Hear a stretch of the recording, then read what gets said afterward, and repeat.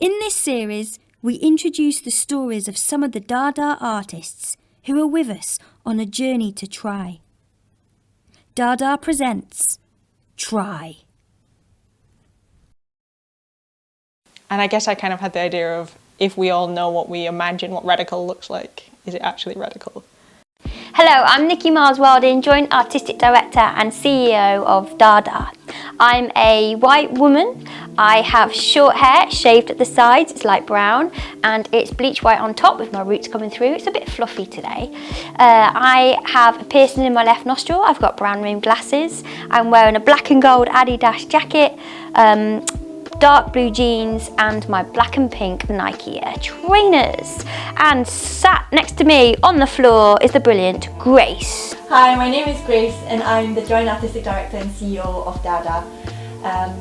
I'm a Singaporean woman of Chinese heritage and I have bangs for a fringe, and the bottom part of my hair is overly bleached because it's been pushed up by my original jet black hair.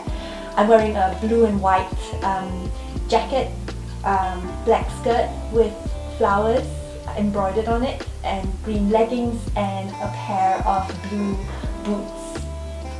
And you've got some lovely red headphones around your neck because Grace is being the sound and camera person today. And sat in the chair, lovely red leather armchair opposite me, is the wonderful Letty McHugh. Hi, I'm Letty McHugh. I'm a DaDa fellow for DaDa Fest. I'm a 30-year-old white woman with red hair cut in a bob, and I'm wearing a black headband, a leopard print scarf, a black top, blue jeans and leopard print shoes. Bringing the leopard print today. Bringing the I love a bit of leopard print. Right, camera person, go back. So Letty, here we are in your studio at Keithley Creative, which is this old like co-op furniture store that they've turned into this brilliant creative kind of art hub, isn't it? Yes. We're here in yours, which has white walls, a wonderful window that has written across it, like it's like a pub stencil type feel in big letters, Letty McHugh. Love it. I just want to ask you, before we go in any deeper about you as an artist, if you could describe yourself as a hot beverage, what hot beverage would you describe yourself as and why? I'm maybe then an iced latte, because I'm like, I need caffeine to get going. I do have a lot of energy on a good day, but I am essentially a milkshake. I'm just pretending to be a grown-up. It's funny, isn't it? We feel like we're pretending to be something. Oh, the kind of imposter syndrome of artists. Yes. I know, the imposter syndrome of particularly disabled, deaf or neurodivergent artists. So Letty, tell us about you as an artist. So I am a multidisciplinary artist. I do a lot of different things. I am constantly trying to make myself pick a media, but never succeeding. So I write, I make visual art, and I've just started foraying into a little bit of performance. I'm inspired by people and kind of what connects us and stories, and I think a common thread through my work is questioning whose story gets told, what gets valued. But I think the thing that really drives me is looking for connection and helping people connect with themselves, with the world around them. It's really interesting what you say, that what stories are being told. Because I suppose for me, I'm very much like, where are the stories around us as disabled people? Like, some are out there, some aren't out there? How can we give those stories a bigger platform?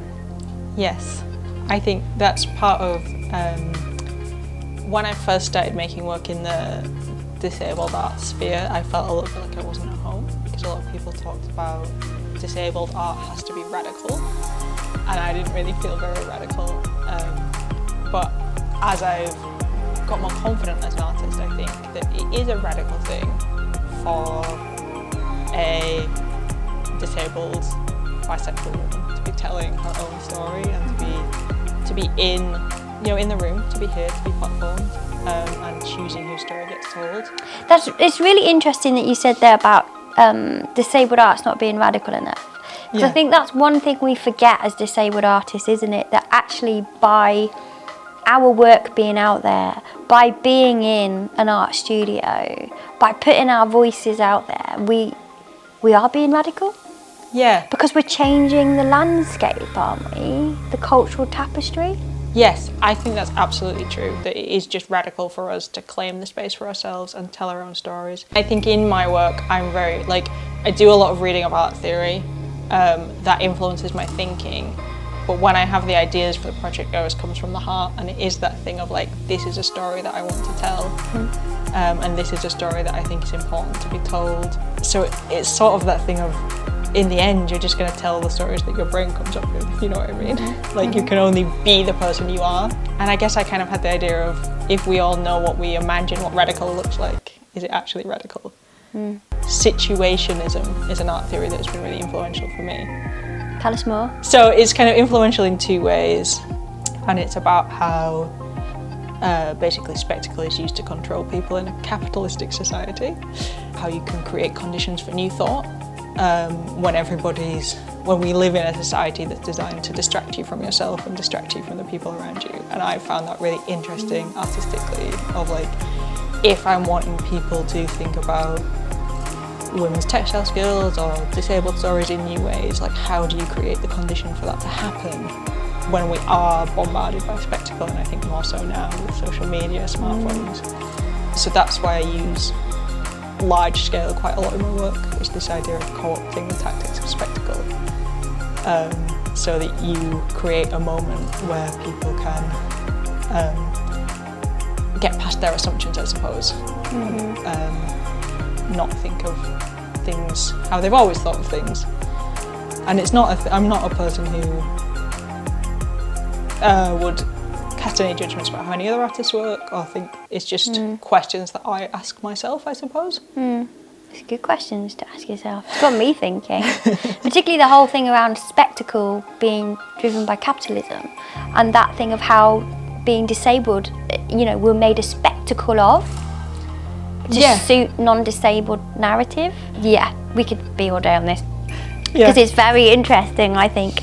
But maybe we'll do that after in the pub with some red wine and some cheese. I just fancy red wine and cheese to debate that. So this is what I want to talk to you about, your Scratch project.